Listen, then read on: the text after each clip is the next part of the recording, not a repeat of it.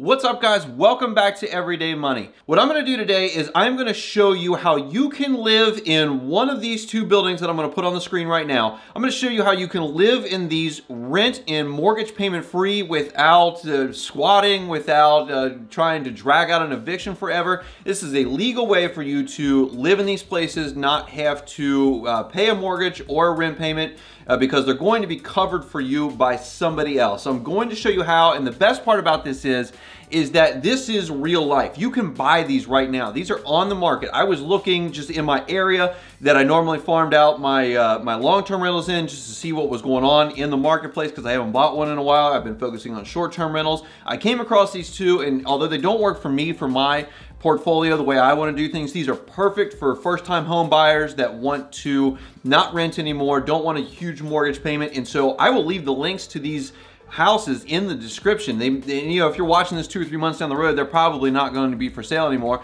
I have no affiliation to the sellers, the realtors, or anything, but this is just going to be a real life example today of how you can use some of the things that I've taught you guys on this channel about doing like 3.5% FHA mortgages, house hacking, buying a duplex, living in one, renting out the other, to really jumpstart your life and really get ahead, especially investing in real estate. Now, most of the things that I do on this channel, I have done before, and I have experience, and I've done these things. This is one of the things that I should have done when I was looking to buy my first home, but I didn't do, and because I'm stupid. I had this idea in mind. I had a couple things picked out, but I said, no, I'm just gonna go down the single family home route, like the traditional deal. And to be honest with you, if I had gone the other way, I would be much further ahead in my life. I may not even be working a full-time job right now. So I'm gonna show you how you can buy these homes, rent them out, and live in one side for free, and then use this to buy a single family home and still be making no mortgage payment net after all of your rental income minus your expenses. So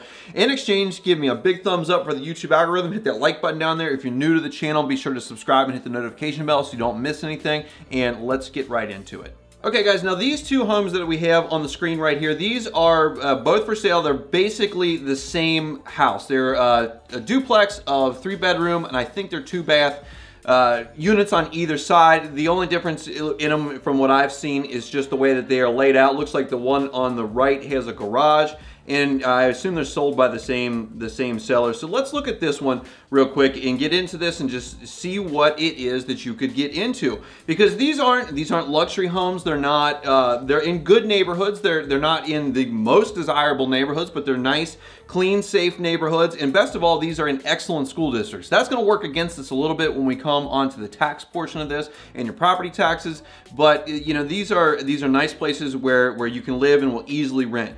You can see pretty basic kitchen type of stuff, and all the fixtures are pretty basic builder grade type of things. Looks like we have separate utilities, and I would assume that we would in a building like this of this age. You may need some carpet and paint and things of that nature, but for the most part, these are livable buildings right away. You can put in, you know, some cheaper carpet probably and some paint, be done with these for, you know, $2,000-$3,000 per unit per side. And so that is what we are dealing with in the actual home. Now, what we're gonna do to end up getting these is, what I want you guys to think about is using a 3.5% down FHA mortgage. Now, this is a mortgage loan that's guaranteed by the government. It is available to a lot of borrowers, and especially low credit borrowers. As a matter of fact, all you need to qualify for an FHA mortgage at the minimum is a 580 credit score. And that's not a great credit score, guys. And if you guys are down that low, or you're below that, you work on getting your credit up, because it's only going to help you out in the future. Now, you're only going to need 3.5% down for this loan, like I said, because it's guaranteed by the government. You will have to pay PMI on it, but it gets you into this home for very little down. And so let's get into the numbers and see exactly what it's going to cost you to get into this place, and where we are going to end up with a mortgage payment if you put 3.5% down on $260,000. So I put it in these numbers already, and you'll be able to see them on your screen. It's $260,000 is the property value. We're just going to say that we pay asking. And around here, you can still get a home for asking price. It's probably not going to go for $50,000 over like a lot of areas are. So $260,000 is the purchase price.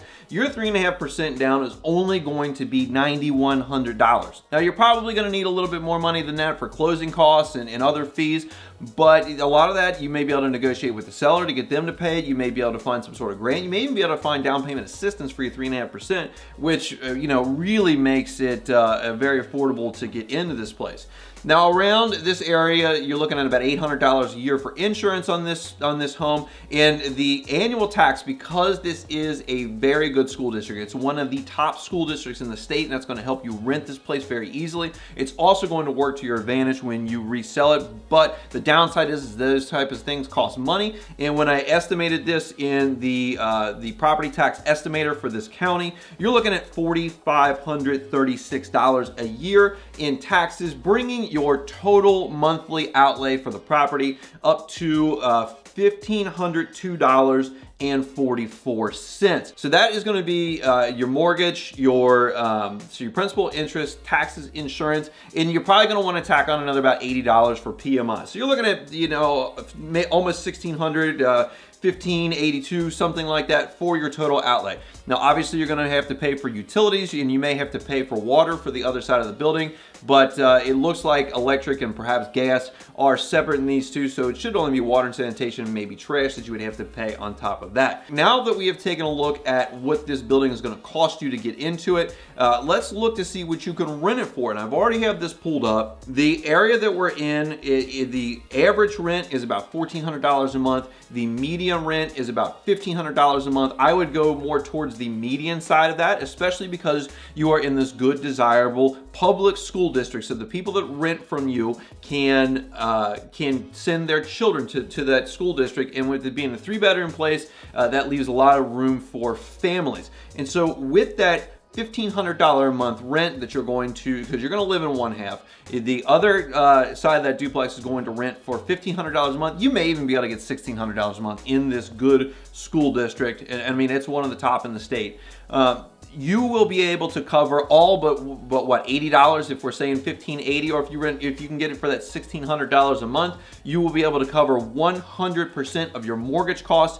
And so you will have someone renting from you. You will be living in the other half completely for free, or maybe paying like $80 a month or whatever. When you own the property, you will also be enjoying the benefits of appreciation, which you guys know housing prices are going up at a tremendous rate right now. You will enjoy note pay down and being able to write off certain expenses for operating this as a business on 50% of it. So right there, you are going to be able to essentially live for free. But that's not where the benefits end on this, and not even a little bit, because there may come a time where you want to buy your own home. You may want to start a family, settle down, you want a single family piece of real estate, right? So there's a lot of ways that you can get your money out of this this particular building. You can just go ahead and take a conventional loan on your single family home, because you're going to be saving and investing the money that you're not spending on your mortgage, right? Because that's what we do here. We use our heads. We save and invest our money, let that stuff grow, and then you can use that money to buy other assets later on.